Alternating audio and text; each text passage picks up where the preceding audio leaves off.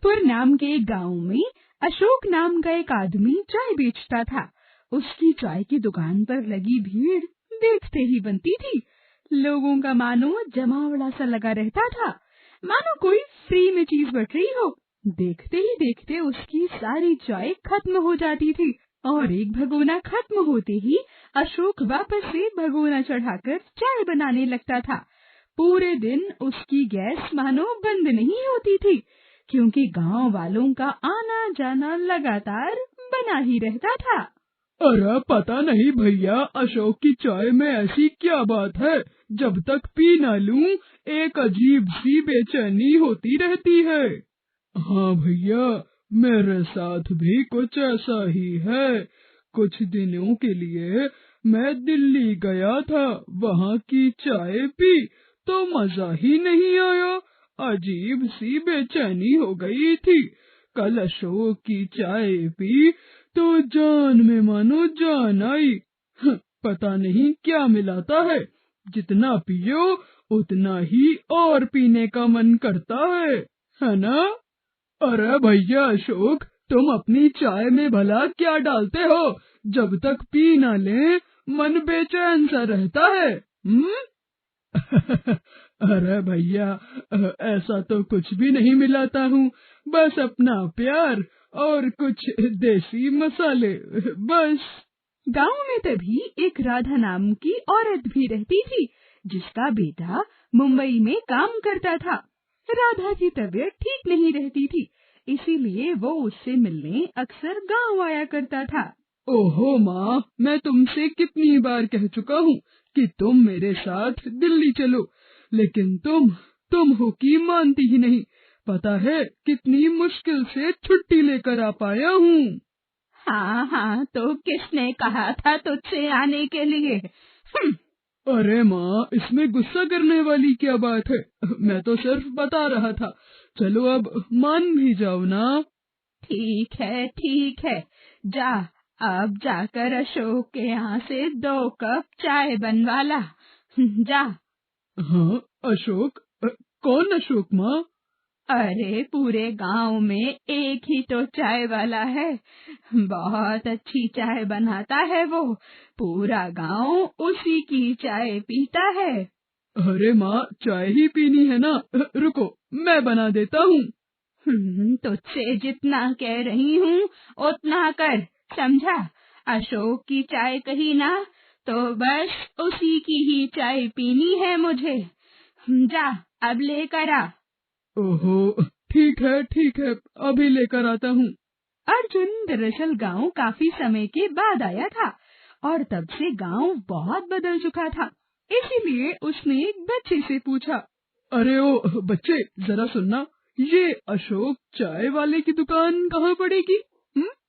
अब आगे से यहाँ से सीधे हाथ चले जाना और पीपल के पेड़ से बाएं मुड़ जाना। आगे जो चाय की दुकान नजर आएगी ना, वही अशोक चाय वाले अंकल की दुकान है। अर्जुन अशोक की चाय की दुकान पर पहुँच जाता है, जहाँ पर वो देखता है कि लोगों का जमावड़ा लगा हुआ था। अरे बाप रे बाप, यहाँ तो कितनी भीड़ है, ना जाने कब नंबर आएगा, और खाली हाथ गया तो माँ घर में नहीं घुसने देंगी। ठीक है, यही इंतजार करता हूँ और चाय लेकर ही चलूंगा। ऐसा सोचकर अर्जुन वहीं बैठकर अपनी बारी का इंतजार करने लगता है।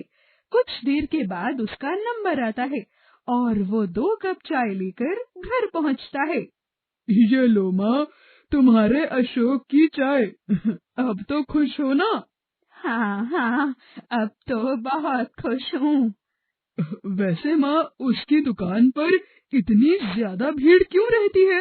हम्म, क्योंकि बहुत अच्छी चाय बनाता है वो। तू पीकर देख, तू भी उसका दीवाना हो जाएगा और तुझे पता लग जाएगा कि इतनी भीड़ क्यों रहती है। अर्जुन चाय पीकर देखता है और उसे चाय कुछ अजीब सी लगती है, लेकिन ये बात वो अपनी माँ से नहीं कहता है। ये चाय कुछ अजीब सी है, नॉर्मल चाय से काफी अलग स्वाद है इसका। या हो सकता है ये सब मेरे मन का वहम ही हो। अर्जुन को अब शक होने लगता है और वो तफ्तीश करने की सोचता है। अगले दिन उसकी माँ की तबीयत अचानक से बिगड़ जाती है। उसके हाथ पांव ठंडे पड़ जाते हैं। अर्जुन तुरंत अपनी माँ को लेकर हॉस्पिटल जाता है, जहाँ डॉक्टर उसकी माँ का चेकअप करते हैं और कुछ टेस्ट भी करवाते हैं। अर्जुन, हमने आज आपकी माँ के कुछ टेस्ट भी किए हैं। उनकी रिपोर्ट्स कल आएंगी। तब तक तुम्हारी माँ को यहीं रहना होगा। अब ठीक है डॉक्टर साहब। इसके बाद अर्जुन अपनी माँ के पास ही रुकता है। अगले दिन उसकी माँ की रिपोर्ट आती है, जिसमें डॉक्टर को कुछ ऐसा पता लगता है जिस पर यकीन करना बेहद मुश्किल था। अर्जुन, तुम्हारी माँ को और तुम्हारे गांव के बहुत सारे लोगों को यही दिक्कत है। काफी समय से तुम्हारे गांव के लोग मेरे पास इलाज करवाने आ रहे हैं और उनको भी यही समस्या और सिम्टम्स दिखाई दिए जो तुम्हारी माँ के साथ हैं। क्या ऐसी क्या परेशानी है भला? आप जरा खुल के बताइए ना प्लीज। दरअसल आपकी माँ नशे के किसी पदार्थ का काफी लंबे समय से सेवन कर रही हैं। अब वो कैसे कर रही हैं? उन्हें कोई जानबूझकर करा रहा है या वो खुद कर रही हैं? इसका कुछ कह नहीं सकते, लेकिन तुम्हारे गांव के जितने भी लोग मेरे पास आए हैं, उन्हें यही समस्या है। लेकिन एक बात मुझे समझ नहीं आ रही, आखिर ये कौन सा नशा है जो सब लोग कर रहे हैं और बहुतों को पता भी नहीं कि वो नशे का सेवन कर रहे हैं।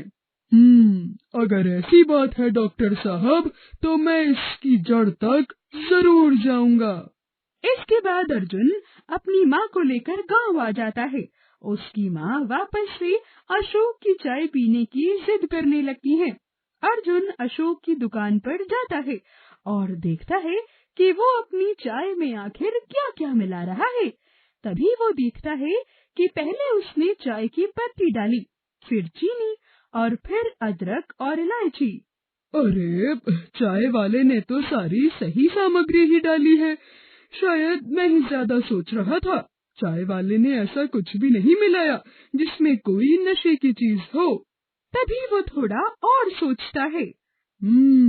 शायद ये चाय वाला बहुत चालाक है, और अगर ऐसा है तो मुझे अपना थोड़ा और दिमाग लगाना पड़ेगा। इसके बाद अशोक जैसे ही चाय के कप देने अपनी दुकान से बाहर आता है, वैसे ही अर्जुन उसकी दुकान में चुपके से घुस जाता है और चाय पत्ती चीनी थोड़ी थोड़ी निकाल कर बाहर ले आता है। अरे ये लो अर्जुन भैया, तुम्हारी 2 कप चाय। धन्यवाद भैया, अब मैं चलता हूँ। इसके बाद अर्जुन चाय लेकर घर आ जाता है। अपनी माँ को 1 कप चाय देकर वो सीधे डॉक्टर के पास जाता है और उन्हें चाय पत्ती और चीनी का सैंपल दे देता है और डॉक्टर उसका टेस्ट करते हैं। अगले दिन डॉक्टर उससे कहते हैं, अर्जुन, तुम्हारा शक बिल्कुल ठीक था। ये चाय में नशे का पदार्थ मिलाता है। अशोक चीनी में वो पाउडर मिला कर रखता है ताकि कोई उस पर शक न कर पाए। मुझे पहले से ही शक था। अब उसे मेरे हाथों से कोई नहीं बचा सकता। चंद पैसों के लालच के लिए वो आम लोगों की हेल्थ से कितना बड़ा खिलवाड़ कर रहा है। उसे अभी सबक सिखाता हूँ।